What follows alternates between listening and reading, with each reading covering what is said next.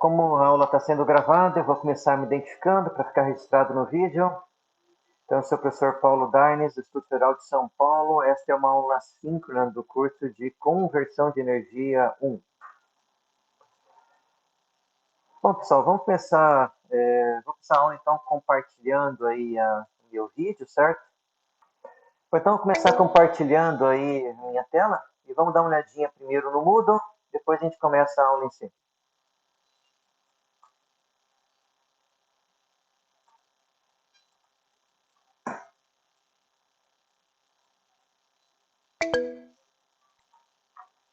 Tudo certo com o compartilhamento, pessoal? Consegue ver aí minha tela? Joia. Bom, então vamos olhar aqui no Moodle. Nós temos então mais uma aba disponível, que é a aba sobre transformadores, certo? Nós vamos começar na aula de hoje. Nós devemos, com 5 aulas, cobrir esse conteúdo. Então, a aula de hoje, né, dia 4, é uma aula síncrona. A aula da semana que vem, na verdade, semana que vem é recesso do feriado do dia 12, né? Então, nós só vamos ter aula de novo daqui 2 semanas. Então, no dia 18 tem mais uma aula síncrona. Aí nós vamos alternar entre aula assíncrona e síncrona até a aula 9. Bom, aqui então na aba de transformadores nós temos os slides no formato aí tanto do PowerPoint quanto em PDF. E na sequência os materiais aí que nós vamos estar cobrindo aí nas aulas, certo? Então esses slides, eles servem para todo o conteúdo de transformador, certo? Para todas essas 5 aulas. Em cada uma das aulas, em geral, tem um vídeo aí assíncrono, certo? Com o conteúdo da aula. Na aula 5 tem a atividade 4. Para a aula 6 não vai ter atividade. Aula 7 tem atividade 5. Aula 8, atividade 6, então não tem vídeo aqui na aula 8, certo? Vai ser uma aula síncrona, né? Aula 9 é uma aula de revisão. Tem um vídeo aí com a resolução de pelo menos um exercício. Então também não tem aqui atividade. Conteúdo extra aí, né? Tem uma lista de exercícios sobre transformadores. Ela não é obrigatória de ser entregue, certo? É só para vocês estarem aí conferindo. Eu vou, após eu processar o nosso vídeo de hoje, eu vou incluir o link aqui da aula síncrona. E aqui tem as aulas dos semestres anteriores. Então, quem quiser fazer um check aí na aula dos semestres anteriores, fica à vontade aí, certo?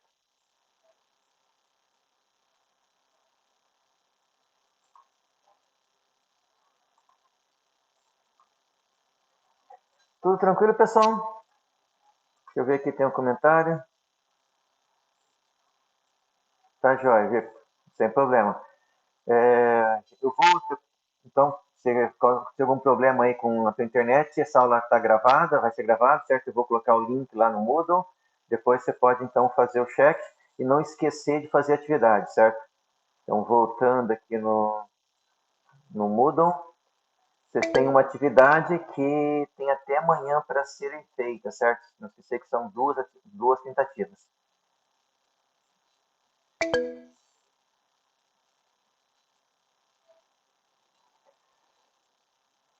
Tranquilo com o Moodle, pessoal? Alguma questão aí?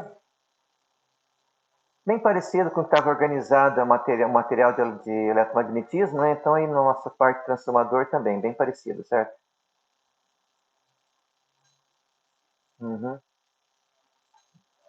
Tá joia. Viu, Luiz? Me manda por e-mail.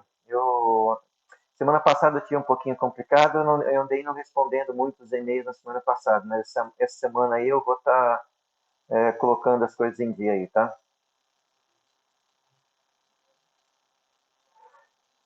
Tá. Realmente, eu vi teu e-mail e não respondi ainda. Pode deixar, vou responder hoje aí sem falta.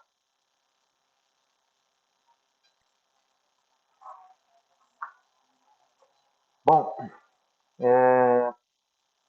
então, nenhuma dúvida ali no mundo, pessoal?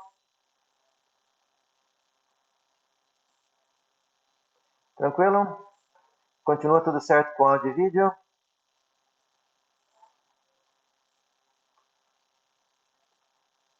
Alguém pode me confirmar aí? Tá, joia. Então vamos agora então para nossa aula em si, certo?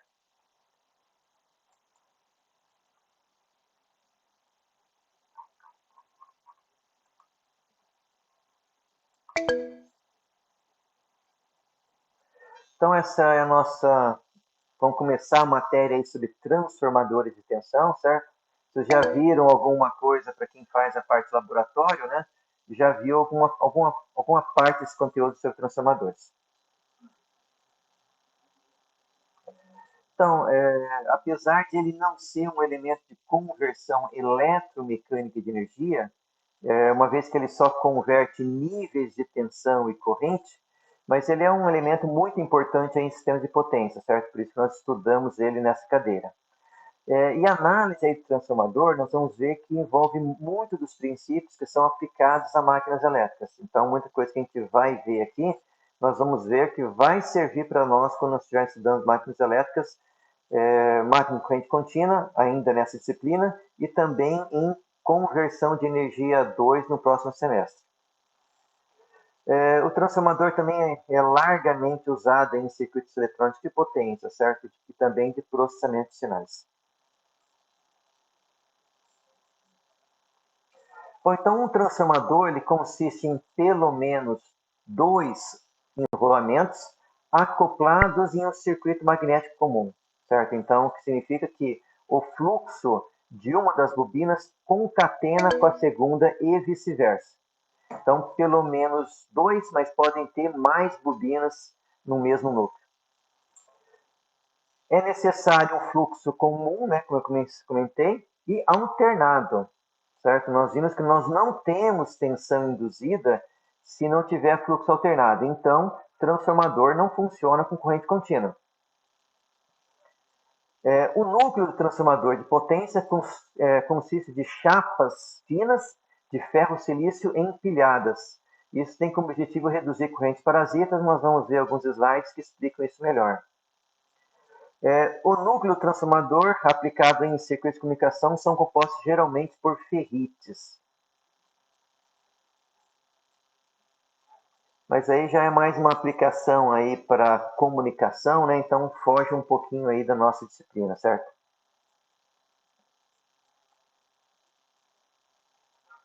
Bom, para começar então a analisar o transformador, nós vamos analisar como se fosse um dispositivo ideal, certo? Ou seja, uma série de não idealidades nós vamos estar desprezando, certo? Entre elas, o fluxo de dispersão. Vamos supor que a permeabilidade magnética é infinita, que o circuito magnético é linear, ou seja, sem esterese e sem saturação, e que as perdas ferromagnéticas são nulas. Na verdade, é uma consequência de nós estarmos considerando o circuito linear, certo? E que as perdas aí na resistência das bobinas também são nulas. Todas essas considerações que nós estamos fazendo, nós vamos ver melhor quando formos estudar o transformador como sendo um dispositivo real, certo? Então, na aula de hoje, nós vamos ver ele como dispositivo ideal, mas temos que ter em mente que uma série de considerações foram feitas para podermos considerá-lo ideal.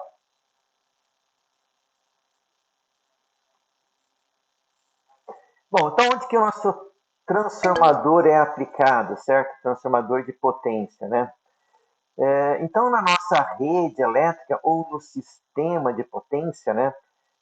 O sistema mais simples de potência possível começa com uma usina, né, de geração de energia. Essa energia, em geral, ela é gerada aí na faixa dos quilowatts, né? No caso de Itaipu, por exemplo, ela é gerada a 18 kV em 60 Hz. Cada gerador de Itaipu possui uma potência de 700 MVA.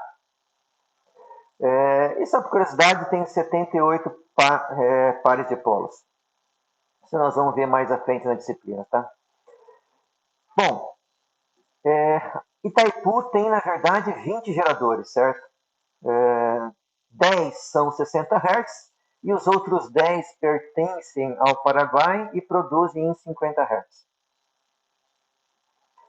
Bom, a transmissão é feita a 765 kV, dependendo da linha aí, certo? Tem linha de 760, de 500 e a linha da Copel no Paraná de 525 kV, certo? Então, notem que essa tensão da transmissão é muito maior do que a tensão da geração, certo?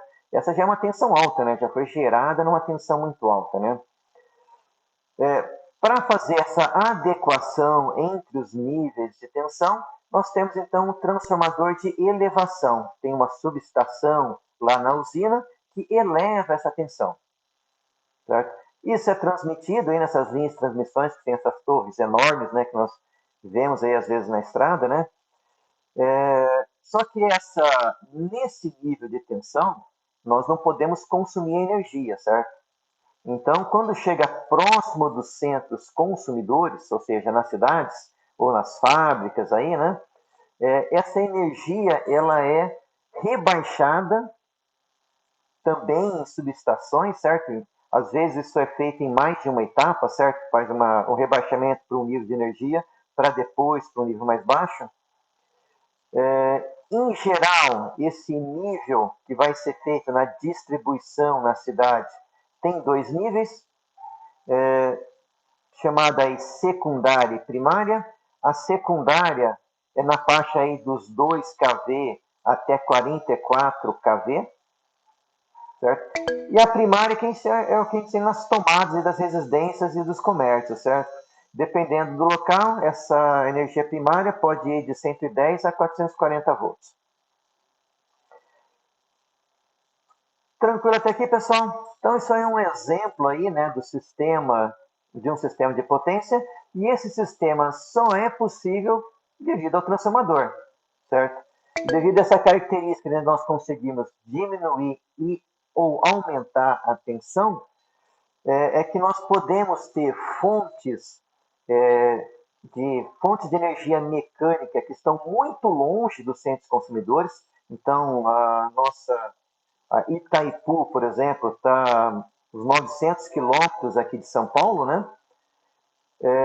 No entanto, ela gera energia lá que está armazenada, energia potencial na água, né? Ela transforma essa energia em energia cinética, essa energia cinética gira as turbinas, que vai gerar energia elétrica para ser consumida aqui, por exemplo, em São Paulo, certo? Tudo isso, de novo, só é possível aí por causa da energia, do caso que a energia é gerada em formato de energia alternada, e com energia alternada nós conseguimos utilizar o transformador para estar, então, variando esses níveis de tensão, certo? Somente por curiosidade, né, nos primórdios, aí, quando começou o desenvolvimento dos sistemas elétricos, os primeiros sistemas eram DC, certo? Eram com energia DC. A grande desvantagem desse sistema é que como você não conseguia variar o nível de tensão, você tinha que produzir a energia no mesmo nível que ela ia ser consumida, certo? Isso limitava que ela tinha que ser produzida muito perto do centro consumidor, porque você não pode produzir uma energia, uma tensão muito alta para estar aplicado numa residência. O risco é muito grande. Então, nas residências não podemos ter tensão maior aí do que 110, 220. Quando você produz energia nesse nível de tensão, a corrente também é muito alta. Nós vamos ver que nos transformadores, quando eu elevo a tensão, eu reduzo a corrente. Os sistemas AC têm essa vantagem, então, que eu consigo elevar a tensão, eu reduzo a corrente, e com isso eu consigo transmitir energia a distâncias muito grandes, porque a corrente é muito baixa, automaticamente a perda vai ser baixa, certo? Então, sem energia AC e sem transformadores, nós não teríamos toda a nossa sociedade moderna que nós temos hoje. Tranquilo até aqui, pessoal? Alguma dúvida ou curiosidade? Nada? Então tá joia. Vamos continuar então.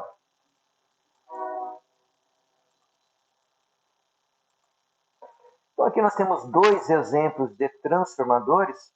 Então aqui nós temos uma subestação, certo? Nós temos uma ideia, né, do tamanho desse transformador.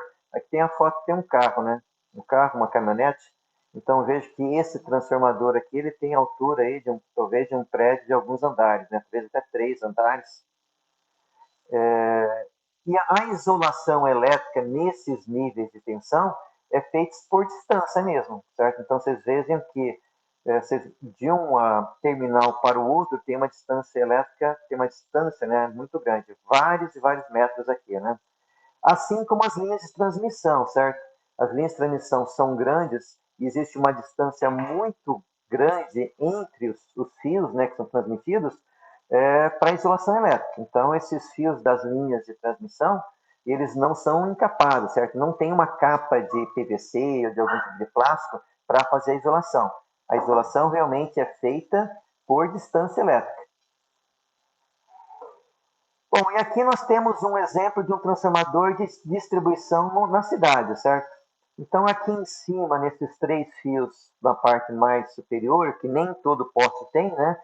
É a distribuição secundária. Então, aqui a energia é na faixa aí de 2 kV até 44 kV. Aqui em São Paulo, geralmente está na faixa de 11 a 13, certo?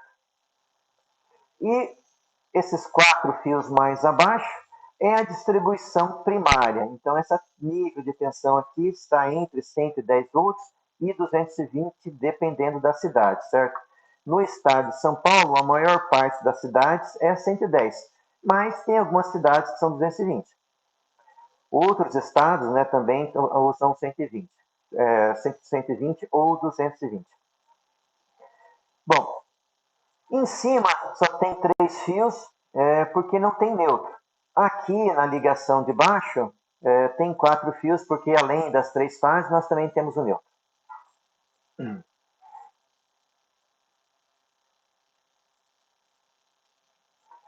Bom, então a primeira consideração que nós vamos fazer para estudar o transformador linear é supor que a permeabilidade magnética é linear. Ou seja, ela não é essa curva com esterese, ela é uma curva linear. A segunda que nós vamos fazer é que a permeabilidade é infinita. O que é uma permeabilidade infinita?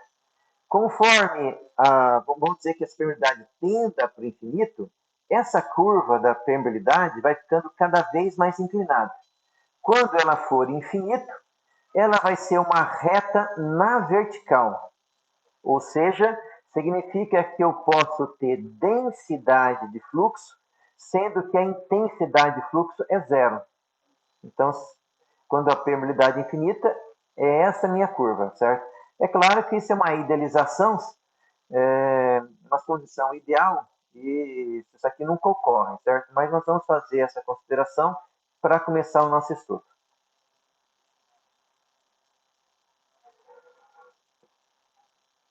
Bom, a tensão induzida ela depende, então, do número de espiras e da variação do fluxo.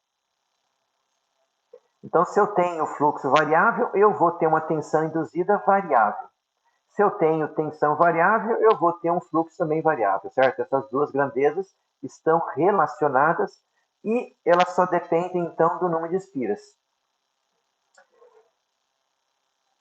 A densidade de fluxo, ela também depende aí do fluxo, certo? Então, ela está relacionada, fluxo e densidade de fluxo, está relacionada pela área da seção transversal do meu núcleo magnético.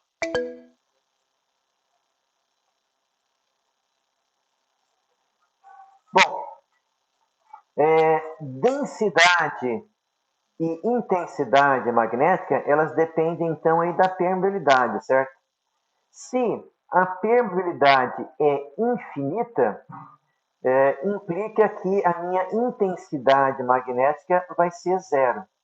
independente do campo que eu tiver, a intensidade vai ser sempre zero. Se a intensidade for zero, significa que a minha corrente na entrada para magnetizar o núcleo é zero, certo? Ou seja, eu não preciso de corrente na entrada de um transformador ideal para magnetizar o núcleo. É isso que essa curva aqui me diz, certo? Ela me diz que eu consigo ter densidade de fluxo mesmo com o H sendo zero, ou seja, se a corrente de magnetização é nula, o H é nulo, mas o B não. Para eu ter, então, campo B, eu preciso ter tensão. Se eu tiver tensão, eu tenho fluxo e densidade de fluxo. Mas não preciso ter H ou corrente. Isso que acontece então na entrada de um transformador ideal. Bom, vamos ver aqui então o transformador ideal, certo? Então nós temos duas bobinas sobre um mesmo núcleo magnético.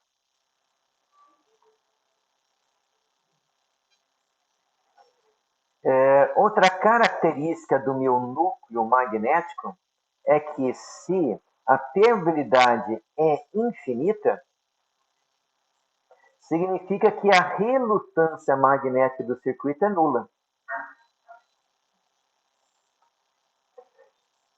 Se a relutância é nula, a indutância dessas duas bobinas é infinita. Então, tanto a indutância da bobina do primário quanto a indutância da bobina do secundário são infinitas. Certo? Então, outra característica do transformador ideal. Isso me explica porque se eu tiver tensão na entrada de um transformador ideal, eu disse que a corrente de magnetização é zero, certo? Por que é zero? Porque se a indutância é infinita, a reatância também vai ser infinita. Certo? Ou seja, eu coloco tensão e não tenho corrente de magnetização no transformador ideal.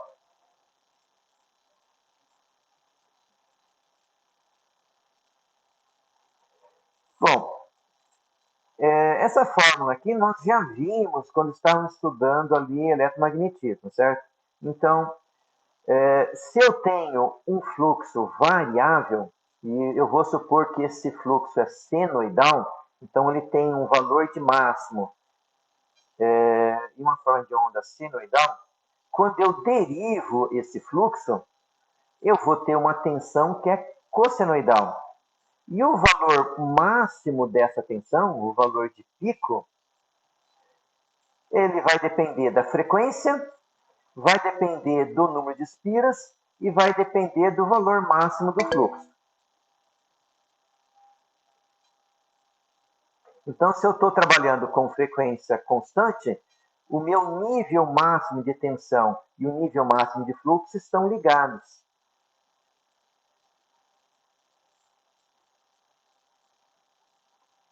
Substituindo aí ômega por 2πf, né? E lembrando também que o valor eficaz da tensão, então quando eu falo que, por exemplo, que a nossa tensão é 110 volts, nós estamos falando valor eficaz. Significa que o valor de pico, ou o valor máximo, é essa tensão eficaz vezes raiz de 2. Então, se eu quero, ou o inverso, né? Se eu tenho o valor de pico, para eu obter o valor eficaz, eu tenho que dividir por raiz de 2. Então, dividindo esse valor aqui por raiz de 2, eu vou ter que o valor eficaz é raiz de 2, π, f, número de espiras, vezes o fluxo máximo. O fluxo máximo depende, então, da área da seção transversal, vezes também a densidade de fluxo máximo. Essas fórmulas nós já vimos, então, na primeira parte da matéria, certo? Quando estávamos estudando ali nossa revisão de eletromagnetismo.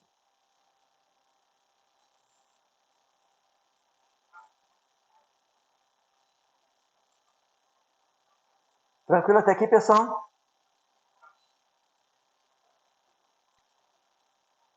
Alguma dúvida aí? Alguma pergunta? Beleza, então. Vamos avançando, então.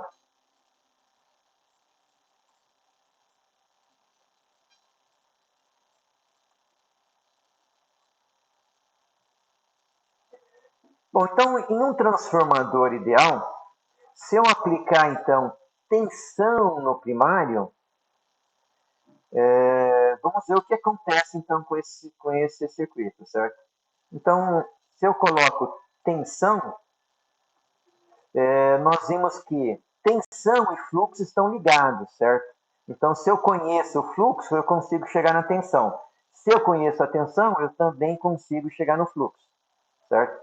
Então, coloquei tensão aqui na bobina 1, tenho um fluxo no núcleo, esse fluxo concatena tanto com a bobina 1 quanto com a bobina 2. Na verdade, ele está sendo gerado pela bobina 1, né? Lembrando, então, que a tensão é o número de espiras vezes a variação do fluxo. Se eu pegar essa equação e dividir pela segunda, eu vou chegar que a relação entre as tensões é igual à relação entre o número de espiras. Então, E1 sobre E2 é igual a N1 sobre N2.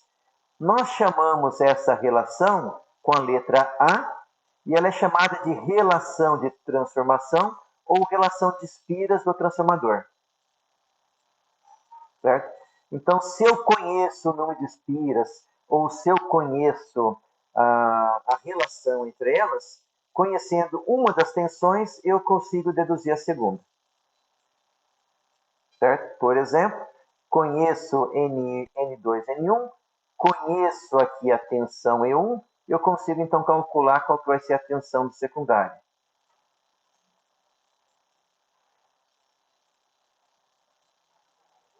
Bom, e se agora, além de colocar uma tensão na entrada, eu colocar então uma carga na saída? Certo?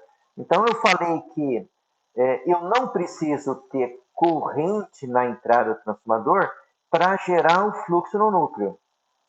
Mas se eu tenho tensão no meu secundário e eu coloco uma carga, eu vou puxar uma corrente. Vamos ver então qual que vai ser a corrente que eu vou ter na entrada, ou se eu vou ter alguma corrente na entrada, né? Bom, então vocês lembrem que eu tenho mais de uma espira, certo? Então, o somatório dos produtos NI me dava o HL, que é a força magnético-motriz. Como o H é nulo, esse somatório dos NIs também tem que ser zero. Certo? Se a permeabilidade não fosse infinita, esse somatório aqui teria que dar HL. Mas como a permeabilidade é infinita, o H é nulo, então esse somatório tem que ser igual a zero. Bom, mas por que esse sinal aqui é negativo? Né? Não teria que ser o somatório? Quando nós deduzimos essa fórmula compositiva aqui, nós supomos corrente entrando pelo terminal da bobina, certo? Como a corrente vai sair, porque eu coloquei uma carga, então essa corrente vai fluir para a carga, ou seja, eu inverti o sinal dessa corrente, então eu tenho que colocar negativo nessa fórmula. Bom, passando N2 e 2 para o lado direito da minha equação, e depois isolando as correntes de um lado e o número de espiras do outro, eu vou chegar à conclusão que a relação entre I1 e I2 é o inverso da relação de transformação de tensão. É 1 sobre A. Então, V1 sobre V2 era N1 sobre N2. Agora, I1 sobre 2 é o inverso, N2 sobre N1. Mas, se eu conhecer N1 e N2 e conhecer uma das correntes, eu consigo calcular a segunda.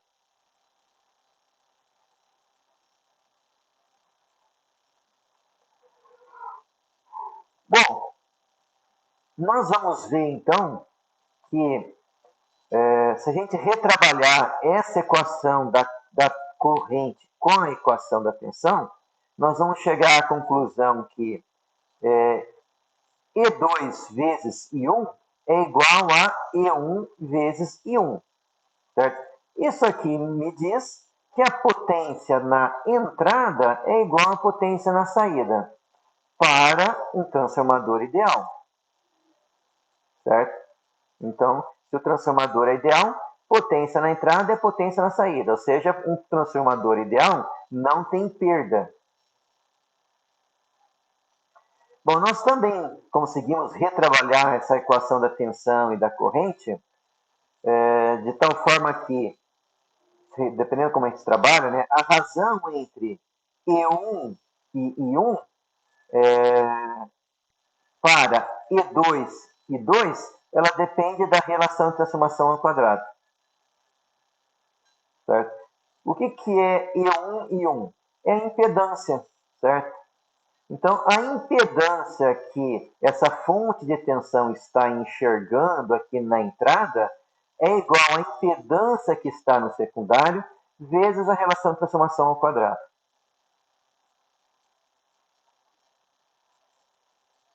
Bom, em resumo, se eu colocar essas relações que nós estudamos aí de forma fasorial, então a relação entre o número de espiras, N1 e N2, é igual a V1 sobre V2 também é igual a A. Agora, I1 sobre I2 é o inverso da relação de transformação de tensão. É 1 sobre A. Bom, se eu passar V2 para o lado direito e I2 também para o lado direito, e multiplicar os dois lados, o lado esquerdo e o lado direito dessas duas equações, aí sim nós chegamos nessa fórmula aqui, V1 e 1 é igual a V2 e 2. Ou seja, potência no primário é igual a potência no secundário, certo? Nós já podíamos pensar que isso aqui é verdadeiro por conservação de energia, certo? Se isso aqui é um dispositivo ideal e não tem perdas, a potência que entra no transformador tem que ser igual à potência que sai, certo? Senão nós estaríamos ou criando ou eliminando energia do nada, certo? É claro que nós vamos ver que num transformador real eu também tenho as perdas, ou seja, a potência na entrada tem que ser igual à potência na saída mais as perdas. Mas transformador ideal não tem perda, então P1 é igual a P2. Bom, agora, então, de novo, eu passo V2 para o lado direito, eu passo I2 para o lado direito, e eu vou pegar e vou dividir essa equação por essa agora, certo? Em vez de multiplicar uma pela outra, eu vou dividir. Bom, dividindo aí uma pela outra, eu vou ficar então que V1 e 1 é igual a A ao quadrado, V2 e 2. Ou seja, a impedância na entrada é igual à impedância que está na saída vezes A ao quadrado. Ou eu também podia escrever que a impedância que eu tenho aqui na saída é igual a Z1 dividido por A ao quadrado. Então eu também poderia pegar esse A ao quadrado, passar aqui para o lado esquerdo, né? E eu poderia calcular o Z2. Então, esse slide, ele resume praticamente tudo que nós precisamos saber de transformador ideal.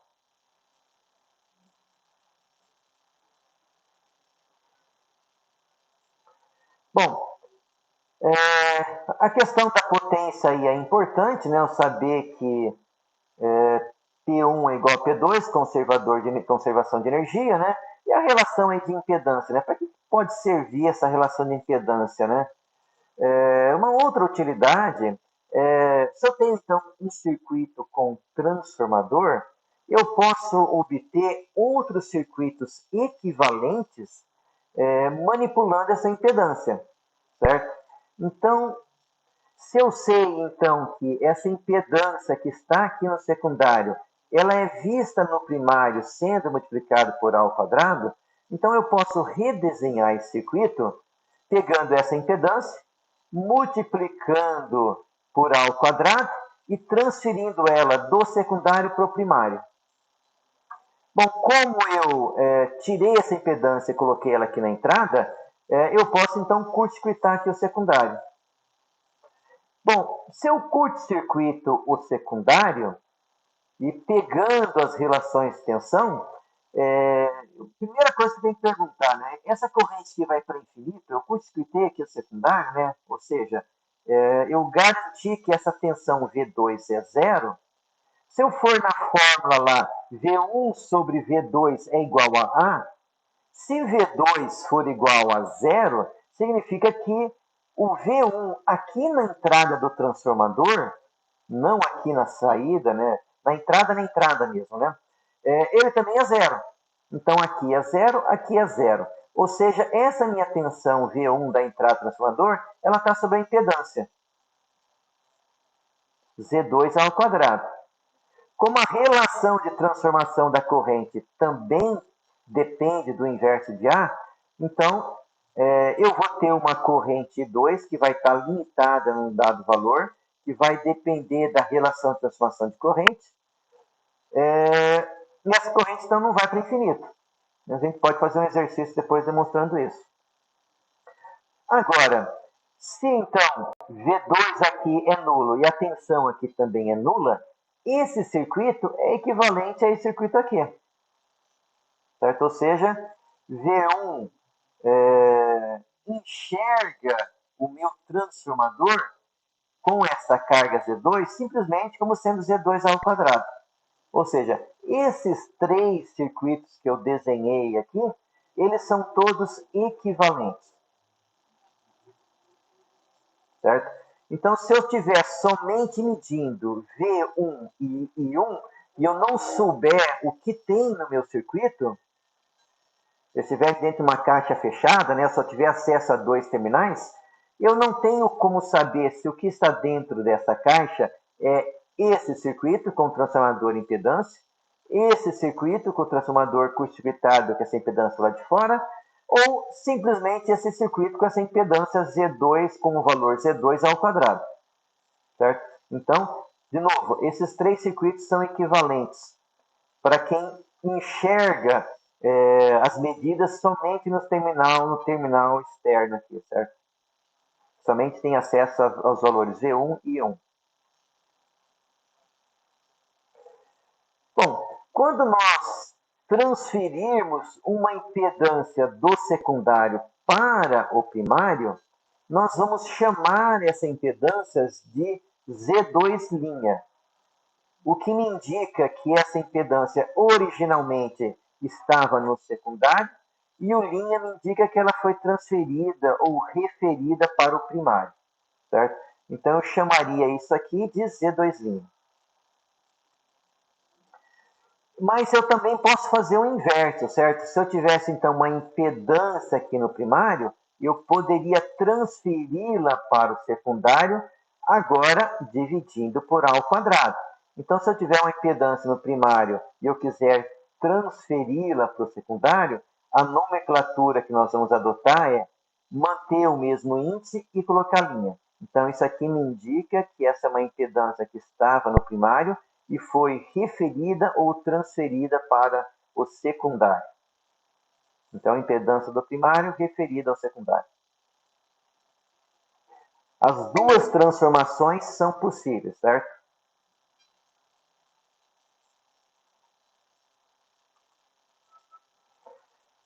Tudo certo, pessoal?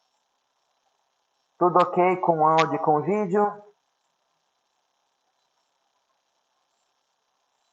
Então tá jóia. Nenhuma dúvida até aqui?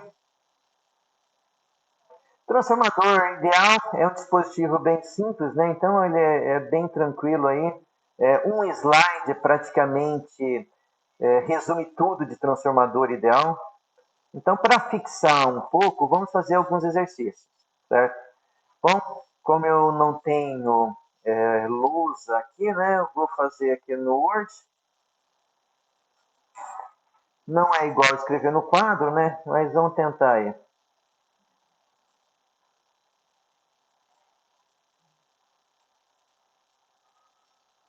Então, abrir aí uma página em branco.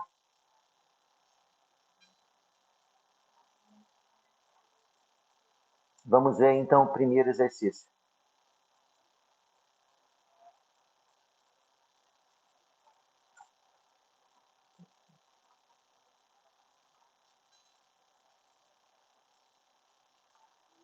Deixa eu aumentar bastante a letra. Bom, então nós temos um transformador que possui os seguintes dados nominais, certo? Então, número de espiras no primário, 200. Número de espiras no secundário, na verdade, no primário, 2.000. No secundário, 200. Tensão no primário, 110 volts. E a potência nominal, 1.100 VA. Certo? Então, esses são dados nominais. Tá? Está pedindo aqui no A, calcular a relação de transformação. Então, item A, relação de transformação. Nós vimos que a relação de transformação é V1 dividido por V2. Isso é igual a A. Então, A, ou também, né? Deixa eu copiar isso aqui, né?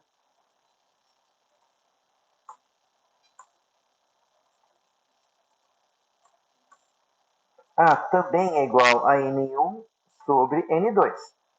Então, eu não conheço ali, né? Eu ainda não conheço V2, né? Mas eu conheço N1 e N2. Então, N1 é 2.000, dividido por N2, que é 200. Então, A igual a 10.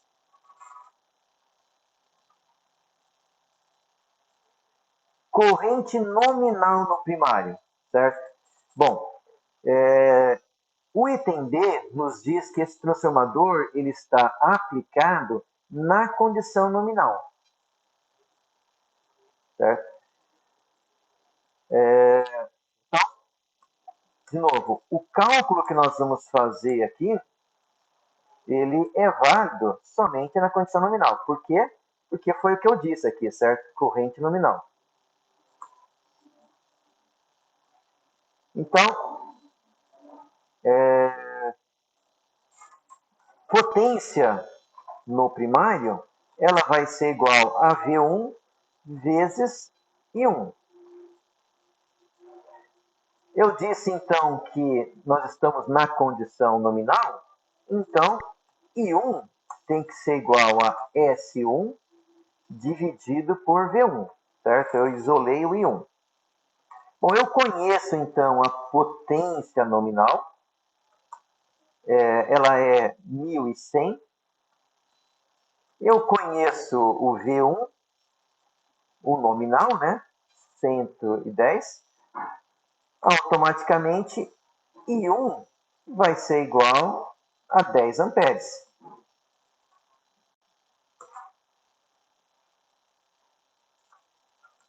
10 amperes. Bom, item C. A tensão e a corrente nominal no secundário. Então, estamos na condição nominal. Quero conhecer, então, qual que é a tensão e a corrente no secundário. Vamos começar pela tensão, certo? Eu sei que V1 dividido por V2 é igual a A, certo? Então, eu vou passar V2 para o lado direito, vou passar o A dividindo para a esquerda. Então, V2 é igual a V1 dividido por A. Certo? A partir dessa equação, eu isolei o V2.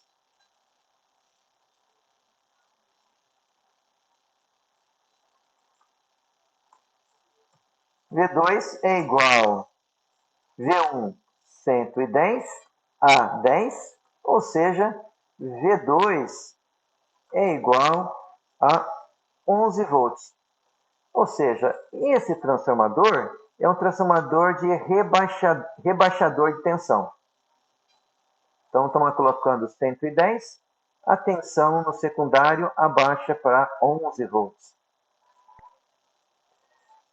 E a corrente? Bom, nós sabemos que I1 sobre I2 é igual ao inverso da relação de transformação de tensão. Vamos agora, então, isolar o I2. Então, I2 vai ser igual a I1 vezes A. Então, para obter o V2, nós dividimos por A. Como a relação de transformação da corrente é o inverso, para obter o I2, nós vamos multiplicar I1 por A. Então, I2 é igual a I1 na condição nominal nós já temos 10 amperes. O A é 10, ou seja, I2 é igual a 100 amperes. Então veja que, enquanto a tensão no secundário ela ficou menor que no primário, a corrente foi inversa, ela aumentou. Por quê? Porque a relação de transformação entre tensão e corrente são inversas. Mas, por curiosidade, vamos calcular qual é a potência que nós temos aqui no secundário. Vamos calcular o S2, certo? S2 vai ser igual a V2 vezes I2.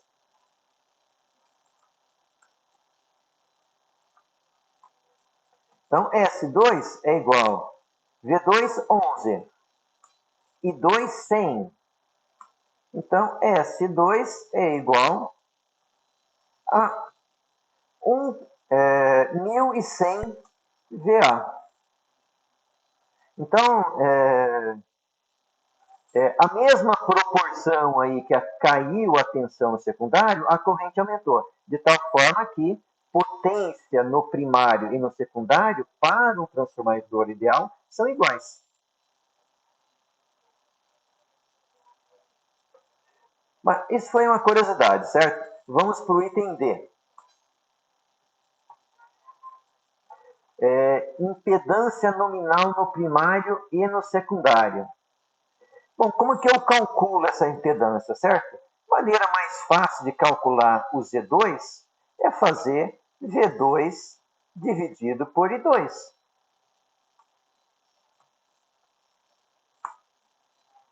Bom, Z2 vai ser igual, então, 11 dividido por 100. Então, lembrando ali, né, que o V2 é 11 e o I2 é 100. Então, Z2 vai ser igual a 0,11 ohm. E quanto que é o Z1? Bom, tem duas formas de nós calcular o Z1 agora, né? Ou nós fazemos A ao quadrado vezes o Z2. Então, Z1 igual A ao quadrado é 100. Z2, 0,11. Então, Z1 igual a 11 ohm. Ou uma outra forma de eu ter calculado Z1, né, só para conferência, Z1 também é igual a V1 dividido por I1. Então, Z1 igual a 110. O I1, vamos voltar aqui em cima, nós calculamos como 10.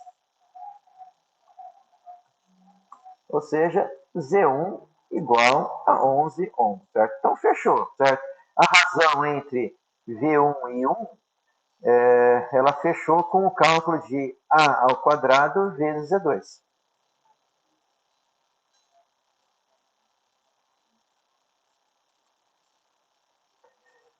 Tranquilo, pessoal? Deu para acompanhar a resolução do exercício? O tamanho ali da letra estava boa? Não sei se a resolução estava ok para vocês conseguirem enxergar aí.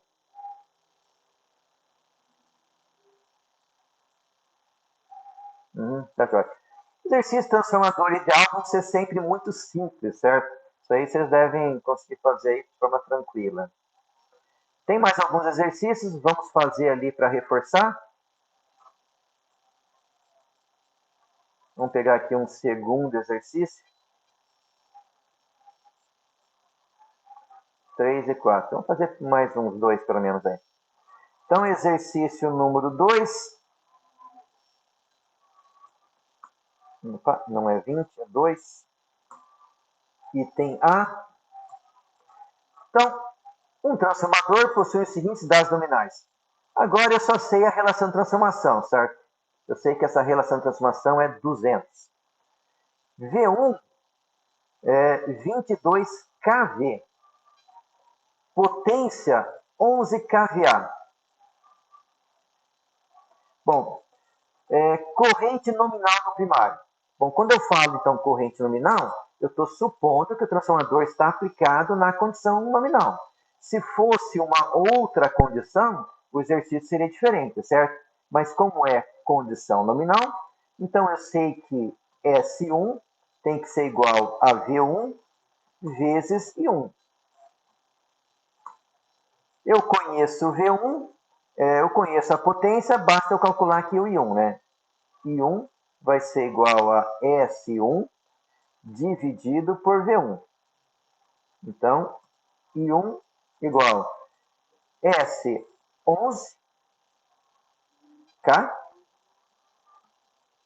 V1 22K. Isso aqui vai dar meio, né? I1 igual a 0,5 amperes.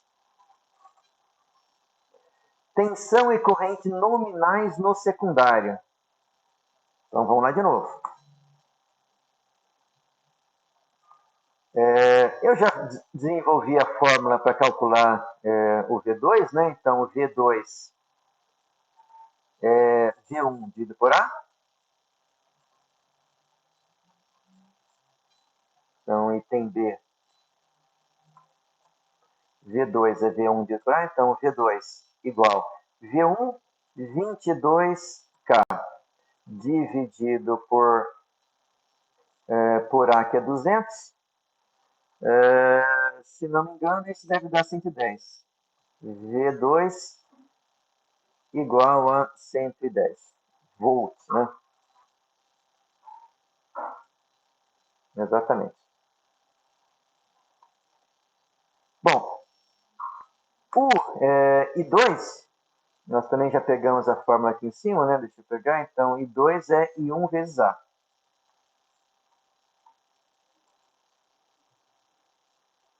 Então, I2, I1 é 0,5, A é 200. Então, I2 é igual a 100 amperes. Então, esse transformador também é um transformador de rebaixamento, né?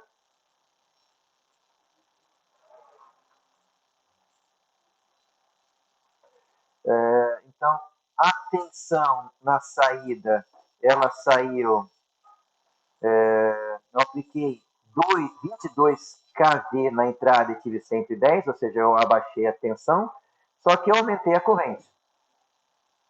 Então, eu tinha meio ampere na entrada, eu tenho 100 amperes na saída. Mas se você fizer aqui 100 amperes vezes 110 volts, continua dando os 11 kVA. Impedância nominal no primário e no secundário. Bom, Z2 é simplesmente V2 dividido por I2. Então, Z2 é igual a 110 dividido por 100. Então, Z2 igual a 1,1 ohm. E o Z1? Também podemos calcular o Z1 como sendo V1 dividido por I1. Então, o Z1 é igual essa correção automática sempre coloca isso. V1, 22K, né? I1 igual a meio, 0,5. Então, o Z1, né, vai ser igual a 44K. Ou seja, aquele 1 ohm que eu tenho na saída do transformador, ele é visto no primário como sendo 44K ohm. Se você fizer a fórmula de essa relação de transformação 200 ao quadrado vezes o 1,1, vai dar esse 44K.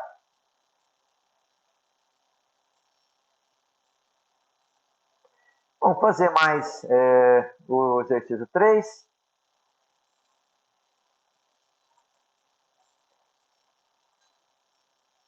Então, eu tenho agora no exercício 3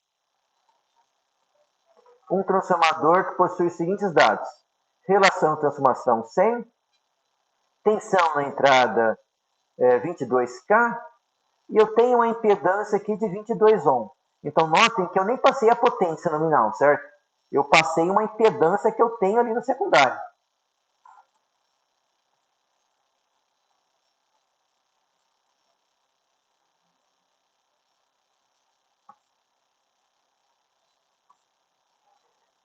Então, primeiro ponto para eu resolver isso aqui é descobrir a tensão no secundário. Então, vamos lá.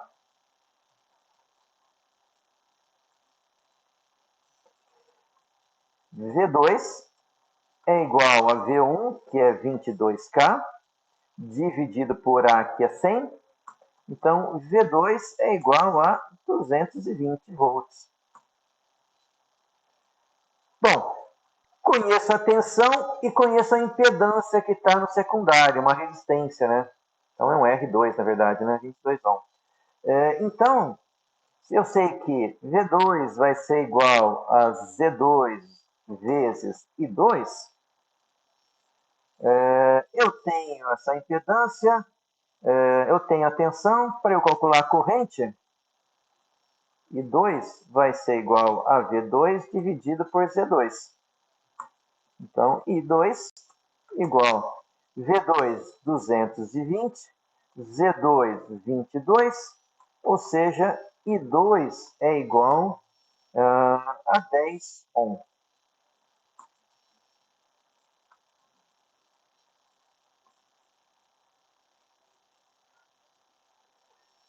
Bom, conheço então a tensão e a corrente no secundário. Agora eu posso tentar descobrir a corrente no primário. Certo? Eu não tinha como calcular a corrente no primário antes de conhecer a corrente no secundário, certo? Cadê a fórmula da corrente? Começamos com essa aqui. Vamos lá. Então, eu sei que I1 sobre 2 é o inverso de A. Então, o I1 ele vai ser igual a I2 dividido por A. Então, I1 igual I2 eu acabei de calcular, né? 100. Na verdade, 10, né? O A é 100. Ou seja, I1 é igual a 0,1 ampere. Corrente no primário. Impedância no primário. Isso também é bem fácil, certo? A impedância no primário, o Z1, né? Ele é igual a V1 dividido por I1. Então, Z1 igual V1 220K dividido por E1, que é 0,1. Então, Z1 igual a 220K ohm. Se eu quisesse a impedância no secundário, certo? A impedância no secundário, Z2, eu também podia calcular como Z1 dividido por A ao quadrado. Então, quando eu quero transferir uma impedância do secundário para o primário, eu multiplico por A ao quadrado. Agora eu quero fazer o inverso. Eu quero pegar A do primário que eu conheço e quero calcular a do secundário. Então, eu tenho que dividir por A ao quadrado. Então, Z2 vai ser igual a 220K, dividido por A ao quadrado. A é 100, então isso aqui é 10.000. 10.000. Então, eu tenho que andar aqui 5 casas, né? 3, então isso aqui é igual, Z2 é igual a 2,2K. Se eu não fiz nenhum erro. Só para confirmar, né? Z2 também é igual a V2 dividido por I2, né? Vamos fazer essa conferência, né? Z2 é igual. Quanto que é o valor de V2 que eu calculei aqui? V2, 220. 220. I2, vamos ver o valor do I2, 10. Opa, parece que eu fiz um erro, né? Eu acho que eu cortei aqui um zero a mais, certo? Na verdade é 22. Se aqui fosse 1.000, dava só 220, como é 10.000, tem que ser 22. Então eu cometi um erro ali, 22 na verdade. Ainda bem que nós fizemos a conferência aí, né? Então Z2 igual a 22K ohm.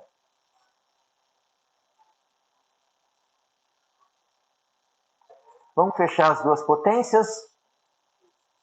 Z1 é igual a V1 vezes I1. Então, vamos lá. V1, 220K. 220K. O I1 nós calculamos em 0,1, né? 0,1. Então, isso aqui vai dar Z1 vai ser igual a 2,2 kVA. Vamos calcular o Z2? Professor, Oi. eu acho que essa impedância do Z2 dá 22 ohms, não 22K. Deixa eu ver. Pode ser que eu tenha enganado, deixa eu ver. Ah, tem razão, é claro, é 22. Minha falha aí, obrigado.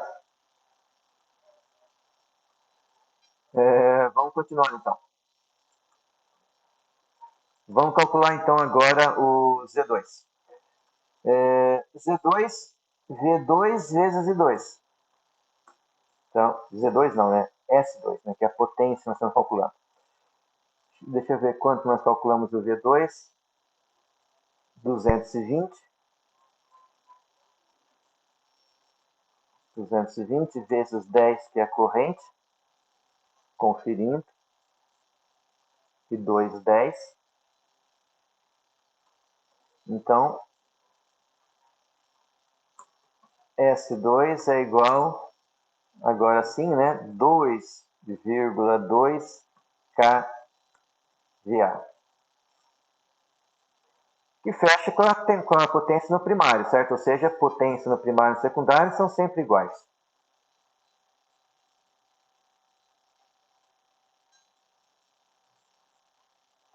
O último exercício é mais do mesmo, mas só para fixar bem aí, certo? Eu sempre de um exercício para o outro, eu sempre variei aí, variei as variáveis, né? Para forçar a pensar um pouco diferente, mas sempre se a gente partir da fórmulas elétricas, certo? Fórmula da potência, da impedância e as fórmulas do transformador, que V1 sobre V2 é igual a A e I1 sobre I2 é igual ao inverso de A, a gente resolve qualquer problema de transformador ideal. Então, no exercício 4, temos um transformador que possui os seguintes dados. A igual a 10, V2 110 e Z1 550 ohm, ou seja, eu passei a tensão na saída, impedância na entrada, algo que a gente misturar bem as coisas aí, certo? Então vamos tentar resolver esse exercício. Exercício 4, item A, tensão e corrente no primário. Bom, para eu calcular, então, a tensão no primário, é fácil, certo? Eu conheço a tensão no secundário. Eu sei, então, que, primeiro, V1 dividido por V2 tem que ser igual a... Eu quero calcular, eu tenho V2, né? Quero calcular V1, então basta eu passar o V2 para o outro lado. Então, o V1 é igual a V2 vezes A. V1 tem que ser igual a 110, opa, não é 220, 110, vezes A, que é 10. Então, o V1 é igual a 1.100.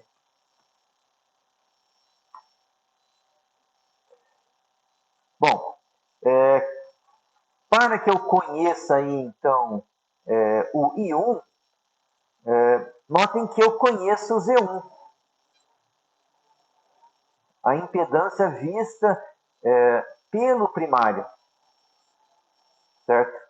Então, se eu tenho já o V1, eu consigo calcular esse I1, porque forma da tensão, né? V1 é igual a Z1 vezes I1. Eu já conheço V1, eu conheço Z1, então basta eu isolar a corrente. I1 tem que ser igual a V1 dividido por Z1. Então, V1, na verdade é o I1, né, que eu quero, igual a V1, que é 1.100, dividido por Z, que é 550, isso dá 2. I1 é igual a 2 amperes. Então, tensão e corrente no primário, já calculei.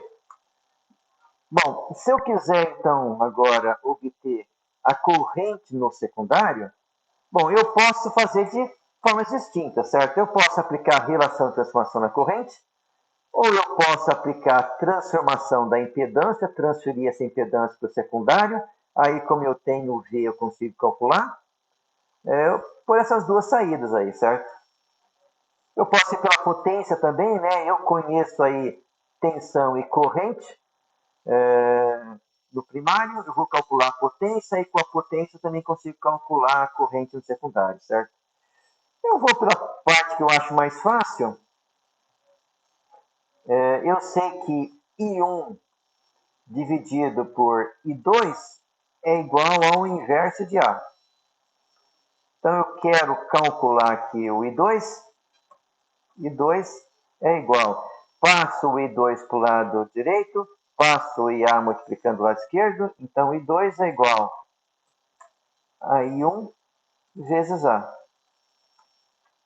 I2 igual I1 é 2 amperes, A é 10, ou seja,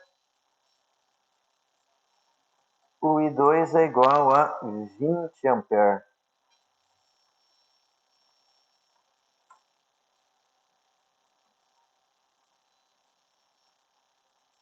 Então, vocês notem então que o V2, V1, 1.100, ou seja, no secundário a tensão diminuiu, a corrente aumentou.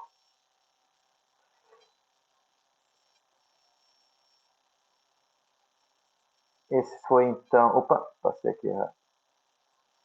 Agora sim, claro. Então, nós calculamos tensão e corrente no primário, e agora a corrente no secundário. Então, isso aqui foi item B. Vamos para o item C. Impedância no secundário. Bom, duas formas de fazer, certo? Vamos até fazer pelas duas para conferir. Z2 pode ser V2 por I2. Z2 igual V2, que nós calculamos... Não calculamos, foi dado, 110. 110.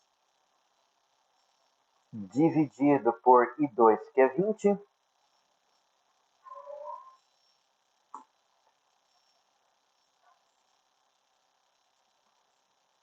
Bom, se essa divisão fosse isso aqui vai dar então 5,5. Se eu não cometi nenhum erro, me corrijam se estiver errado. 5,5 ohm. Se fosse 10, daria 11, né? E tem que ir mais por 2, dá 5,5. Acho que está certo.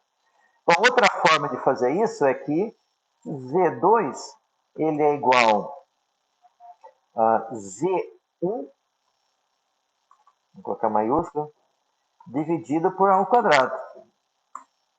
Então, Z2 tem que ser igual a Z1, 550, A ao quadrado, 100, ou seja, Z2 igual a 5,5 ohm, certo? Ou seja, os 2 metros tinham que fechar, né? Não tinha outro jeito. O único jeito seria eu ter errado, né? Se não tivesse não tivesse fechado. Então, tranquilo. Item D, potência, certo? Potência. Então, S1 é igual a V1 vezes I1. S1, eu já esqueci quanto que é o V1, 1100 e 1, 2. Então, 1100 vezes 2. Então, S1 igual a 2.200 VA. S2 igual a V2 e 2. Então, S2 tem que ser igual. Vamos ver quanto que é o V2, eu já esqueci. V2 foi dado, né? Então, 110. O I2, 20. Então, 110 vezes 20. S2 também igual a 2.200. Ou seja, tem que fechar, certo? Potência no primário tem que ser igual a potência no secundário.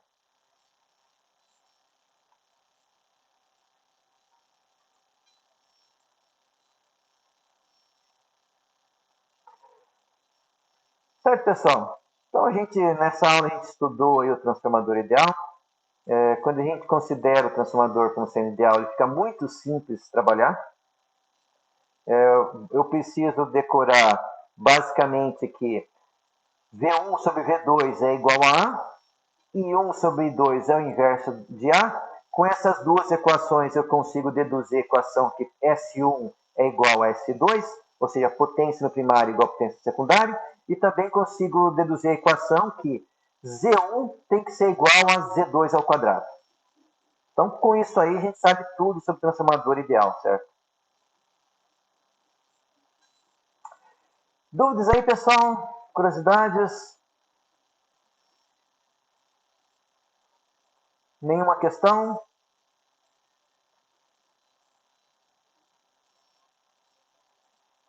Então tá já, pessoal. Como vocês não têm, então, mais nenhuma dúvida aí, nenhuma pergunta, também nenhum comentário, esse era o material que nós tínhamos aí para a aula de hoje. Não esquecer que vocês têm uma atividade para fazer no Moodle até amanhã, certo? Então, vou voltar aqui no Moodle, só para dar uma olhadinha. Aula 5, certo? Atividade 4, então vocês têm até amanhã. Uma atividade online aí, né? Então, fazendo isso aí, nós estamos encerrando então a nossa aula, pessoal. Queria agradecer a presença de todos. Semana que vem é feriado, a gente volta a conversar daqui 2 semanas. Valeu aí, pessoal. Até mais.